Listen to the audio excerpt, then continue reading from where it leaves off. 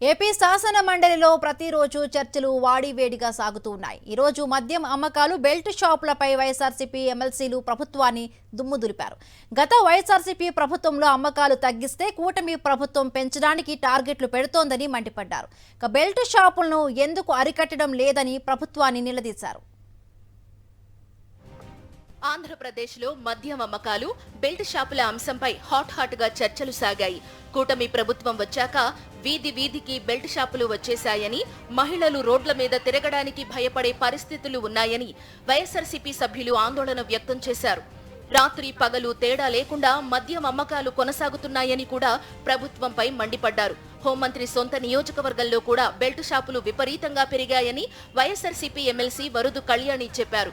మద్యం అమ్మకాలు కూటమి ప్రభుత్వం వచ్చాక గత ప్రభుత్వంతో పోలిస్తే 40% పెరిగాయని ఆమె తెలిపారు. ప్రజల ఆరోగ్యానికి సంబంధించిన విషయంపై రాజకీయాలు మాట్లాడొద్దన్నారు.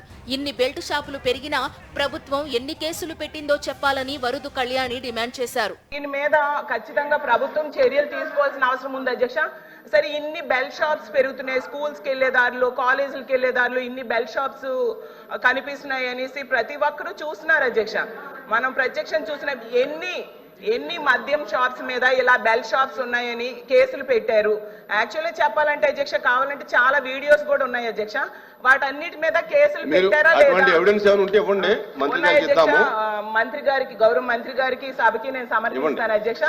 కూటమి ప్రభుత్వం వచ్చిన 10 నెలల్లో బెల్ట్ షాపులు ఇల్లీగల్ మద్యంపై ఎందుకు కేసులు పెట్టలేదో చెప్పాలని మండలిలో విపక్ష నేత బొత్స సత్యనారాయణ డిమాండ్ చేశారు. ఎన్టీఆర్ మద్యపాన నిషేధం తెచ్చారని, నిషేధానికి తూట్లు పొడిచింది చంద్రబాబు కాదా అని ఆయన ప్రశ్నించారు. విజయనగరంలోని సతివాడలోని ఒక బెల్ట్ షాపును 50 లక్షలకు వేలం పాడారన్నారు. రాత్రి 9 నుంచి ఉదయం 10 గంటల వరకు అమ్ముకోవడానికి వేలం పెట్టారన్నారు.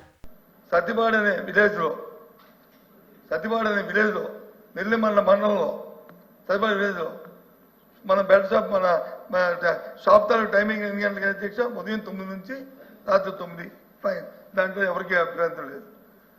రాత్రి 9 నుంచి ఉదయం 9 నుంచి అమ్ముకోవడానికి ఆక్షన్ పెట్టుకుని ఊర్లో 50 లక్షలు పడారు అధ్యక్ష. This is record.